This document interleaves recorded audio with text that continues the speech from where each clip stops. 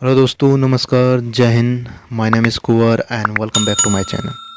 दोस्तों, आज की जो क्लास होगी वो पृथ्वी के आंतरिक संरचना के बारे में हम जो है वो आज पढ़ेंगे। और पृथ्वी की आंतरिक संरचना यानी इंटरनल स्ट्रक्चर ऑफ अर्थ के बारे में इस वीडियो में हम जो सीखेंगे वो पृथ्वी की आंतरिक संरचना यानी पृथ्वी के अंदर क्या क्या है और उनकी स्टडी कैसे की जाती है उसके बारे में हम पढ़ेंगे। ठीक है, वीडियो स्टार्ट करने से पहले अगर आप चैनल पर नए हो तो आप चैनल को सब्सक्राइब ज़रूर करें। तो चलो शुरू करते हैं। सबसे पहले आप देख पा रहे होंगे यहाँ पे जो है मैंने एक पृथ्वी का जो है वो मॉडल बनाया हुआ है। और पृथ्वी का मॉडल आप देख पा रहे हैं, इसमें अलग अलग कलर के हैं। जो ये मैंने ब्राउन कलर किया हुआ है, ये ब्राउन कलर जो है वो क्रस्ट वाला पार्ट, यानी पृथ्वी को 3 भागों में बांटा गया है, क्रस्ट, मेटल और कोर वाले भाग में।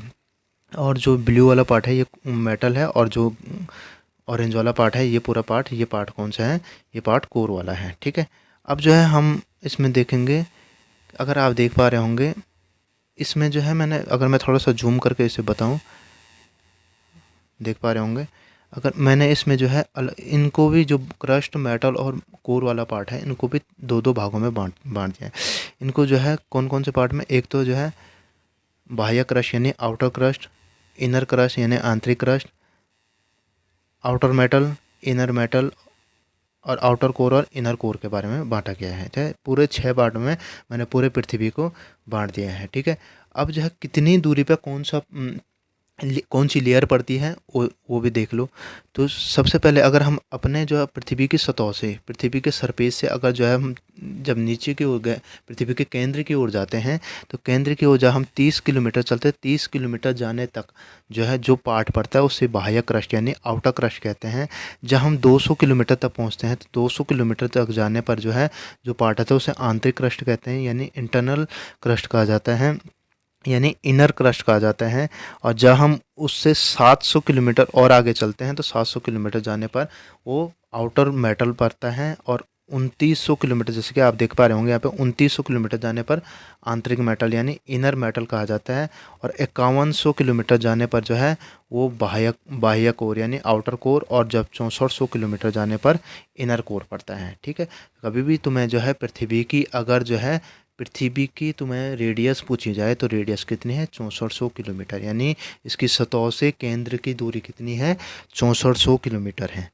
ठीक है, तो ये याद रखेंगे, पेपर में बहुत बार आता है। पेपर में आता है कि पृथ्वी की सतह से कितनी गहराई तक जो है वो आउटर क्रस्ट यानी बाह्य क्रस्ट है, पृथ्वी की गहराई से कितनी दूरी पर आंतरिक मेटल है, तो जो है कितनी दूरी पर आंतरिक मेटल है, आंतरिक मेटल ये वाला पार्ट है। तो आंतरिक मेटल कहाँ पे है, 2900 किलोमीटर दूरी पर है। ये चीज़ याद रखेंगे।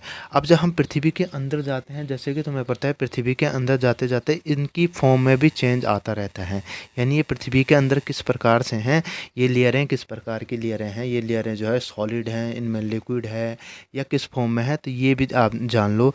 जहाँ हम जो है आंतरिक क्रस्ट यानी बाह्य क्रस्ट यानी आउटर जो क्रस्ट है जिस पे हम रहते हैं, जब सरफेस से नीचे की ओर जाते हैं तो वो ठोस फॉर्म में होता है, यानी हमारा जो बाह्य क्रस्ट है यानी आउटर क्रस्ट क्या है, ठोस फॉर्म में है।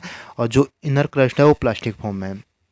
प्लास्टिक फॉर्म का मतलब है कि ना तो ये ठोस है, ना तो ये सॉलिड है, और ना ही ये लिक्विड है। इन दोनों के बीच की जो स्थिति होती है उसे जो है प्लास्टिक फॉर्म कहा जाता है। जब हम, और बाह्य मेटल यानी आंतरिक मेटल भी प्लास्टिक फॉर्म में है, आप इसे नोट ज़रूर करें। और जो आंतरिक मेटल है वो क्या है, यहाँ इनर मेटल वो ठोस फॉर्म में है। और ये वाला पार्ट आप ज़रूर याद रखें कि बाह्य कोर की स्थिति क्या है, तो बाह्य कोर जो है हमेशा लिक्विड फॉर्म में होता है। ये हमेशा याद रखेंगे, पेपर में बहुत बार पूछा जाता है। और जो इनर कोर है वो ठोस फॉर्म में होती है।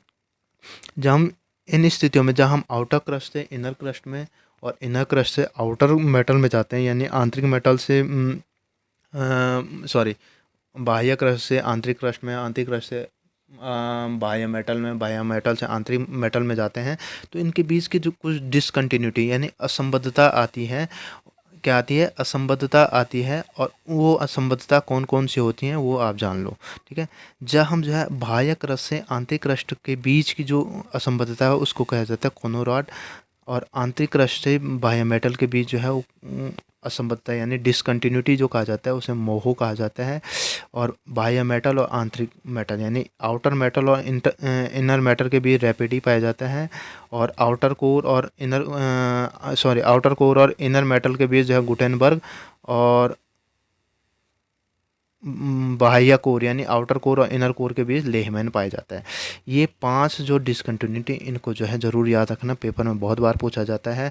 पेपर में क्वेश्चन किस प्रकार से बनता है, पेपर में बनता है क्वेश्चन कि आंतरिक क्रस्ट बनेगा, कोई इस प्रकार से बन सकता है, आंतरिक क्रस्ट और बाह्य मेटल के बीच कौन सी डिसकंटिन्यूटी होती हैं। तो आप क्या बोलोगे, आप बोलोगे आंतरिक क्रस्ट और बाह्य उसके बीच जो है मोहो डिसकंटिन्यूटी होती है। ठीक है, तो चलो अब पृथ्वी की आंतरिक संरचना के जो स्टडी करते हैं वो स्टडी किस प्रकार से करते हैं वो सीख लेते हैं।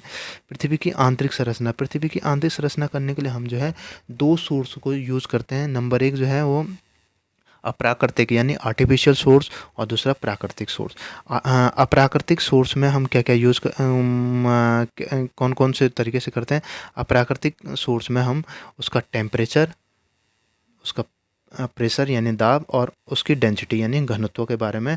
और जो प्राकृतिक तरीका है, प्राकृतिक तरीके में जो है हम वो भूकंप और ज्वालामुखी यानी अर्थक्वेक और वोल्केनिक के बारे में पढ़ के हम जो है वो प्राकृतिक सोर्स और आर्टिफिशियल सोर्स है टेम्परेचर, दाब और घनत्व के द्वारा हमें इसकी जो है पृथ्वी की आंतरिक जो संरचना है उसके बारे में स्टडी करते हैं। अब सबसे पहले लेते हैं इसमें तापमान। तापमान में सबसे पहले अप्राकृतिक आर्टिफिशियल सोर्स में सबसे पहले हम लेते हैं टेम्परेचर। अब देखो टेम्परेचर लेते हैं तो टेम्परेचर पृथ्वी की सतह से हम केंद्र की ओर जाते हैं, यानी पृथ्वी की सतह से जब अंदर केंद्र की ओर जाते हैं तो तापमान में हमेशा क्या होती है, तापमान में वृद्धि होती है, तापमान में वृद्धि होती है। और एक चीज़ और याद रखेंगे, जब पृथ्वी की सतह से केंद्र की ओर जाते हैं तो तापमान वृद्धि दर यानी उसका जो इंक्रीज रेट है, 2 चीज़ें हैं। क्या है, पृथ्वी की सतह से केंद्र की ओर जाने पर तापमान में तो वृद्धि होती है, तापमान में वृद्धि होती है, पर क्या ताप वृद्धि दर में हमेशा कमी आती है। ताप वृद्धि दर यानी इंक्रीज जो रेट है वो क्या होता है, उसमें कमी आती है। वो कमी किस प्रकार से आती है वो भी ध्यान से देख लो आप। उसमें सबसे पहले देखो, सामान्यतः यूजुअली क्या है, जो है 32 मीटर जाने पर 1 डिग्री तापमान बढ़ता है। पर ये नोट जो है, ये नोट इम्पॉर्टेंट है। ये नोट क्या कहता है, ये नोट में क्या है कि जब हम पृथ्वी की सतह से यानी पृथ्वी जिस पे हम रहते हैं, सतह से जब हम पहले पहले प्रथम 100 किलोमीटर यानी जब 100 किलोमीटर की दूर तक जाते हैं तो क्या होता है, प्रत्येक किलोमीटर पर 12 डिग्री तापमान बढ़ता है। कितना बढ़ता है, 12 डिग्री तापमान बढ़ता है। जब हम उससे और नीचे जाते हैं, उस 100 किलोमीटर से और नीचे जाते हैं तो क्या होता है, जब उससे आगे हम 300 किलोमीटर तक जाते हैं तो क्या होता है, प्रत्येक किलोमीटर पर 2 डिग्री तापमान बढ़ता है। कि तापमान वृद्धि दर में कमी आ रही है ना। पहले क्या हो रहा था, पहले क्या होता, प्रत्येक किलोमीटर पर 12 डिग्री तापमान बढ़ रहा था। अब प्रत्येक किलोमीटर पर क्या हो रहा है, जैसे जैसे गहराई बढ़ती जा रही है तो ताप वृद्धि दर यानी इंक्रीज रेट में क्या हो रहा है, कमी आ रही है। तो पहले क्या हो रहा था, पहले 12 किलोमीटर बढ़ रहा था प्रत्येक किलोमीटर, अब जो है 2 किलोमीटर बढ़ रहा है 300 किलोमीटर तक जाने पर। अब जो है उससे भी और आगे जाओगे तो प्रत्येक किलोमीटर पर क्या होगा, 1 डिग्री तापमान में वृद्धि होगी। इतना क्लियर हो गया। तो चलो आगे बढ़ते हैं। अब सेकंड जो टर्म है वो लेंगे हम, सेकंड यानी प्रेशर यानी दाब के बारे में। दाब के बारे में लेंगे तो दाब क्या है, पृथ्वी की सतह से जब हम केंद्र की ओर जाते हैं तो क्या होता है, उसका जो दाब यानी प्रेशर जो है वो बढ़ता है। यानी उसके ऊपर जो है ऑब्वियसली प्रेशर बढ़ेगा क्योंकि उसके ऊपर मटेरियल ज़्यादा है। जब प्रेशर बढ़ता है किसी भी चीज़ पे, जब प्रेशर बढ़ता है तो जैसे कुछ चीज़ हम हाथ में लेते हैं, मिट्टी को हाथ में लेते हैं, और मिट्टी को जब हम प्रेशर से दबाते हैं तो वो क्या हो जाती है, वो जो है कठोर होना शुरू हो जाती है। यानी पृथ्वी की सतह से केंद्र की ओर जाने पर जब दाब बढ़ता है तो क्या हो जाएगा, कठोर अवस्था भी बढ़ती जाएगी। समझ में आया इतना। तो ये चीज़ याद रखेंगे। अब जो है घनत्व, पृथ्वी की जब हम घनत्व, तुम्हें पता है गहराई के साथ बढ़ने के साथ साथ जो है घनत्व भी बढ़ जाता है। जैसे जैसे गहराई बढ़ती है वैसे वैसे जो है वो डेंसिटी यानी घनत्व भी बढ़ता जाता है। पृथ्वी का जो घनत्व है, पृथ्वी अगर तुम्हें दिखाऊं मैं, अगर यहाँ पे दिखाऊं मैं, ये वाले पार्ट में अगर जूम करके दिखाऊं, पृथ्वी का जो घनत्व है तो पृथ्वी का घनत्व हर पार्ट में अलग अलग होता है। किस प्रकार से होता है वो देखेंगे आप, 1 मिनट है। हाँ, पृथ्वी का घनत्व हर पार्ट में अलग अलग होता है। किस पर, पृथ्वी का जो बाह्य क्रस्ट है, बाह्य क्रस्ट यानी जो क्रस्ट वाला पार्ट है, ये वाला जो पार्ट है, ये क्रस्ट वाला पार्ट में जो है क्या होता है, इस पार्ट में जो है घनत्व कम होता है। जैसे जैसे गहराई बढ़ती है, गहराई जैसे जैसे हम केंद्र की ओर जाते हैं यानी पृथ्वी के जो कोर वाले पार्ट की ओर जाते हैं तो क्या होता है, गहराई बढ़ने लगती है। और गहराई बढ़ने के साथ जो है धीरे धीरे जो है इसकी डेंसिटी भी बढ़ना शुरू हो जाती है। और डेंसिटी जब बढ़ना शुरू हो जाती है तो क्या डेंसिटी बढ़ना शुरू हो जाती है।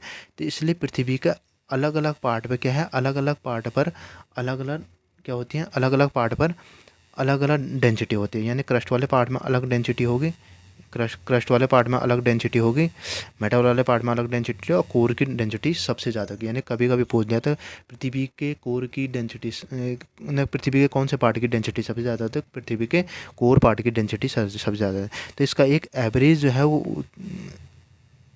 है वो क्या निकाला जाए, डेंसिटी निकाली जाती है, और वो एवरेज डेंसिटी कितनी होती है, वो 5.5 किलोमीटर पर क्यूब होती है।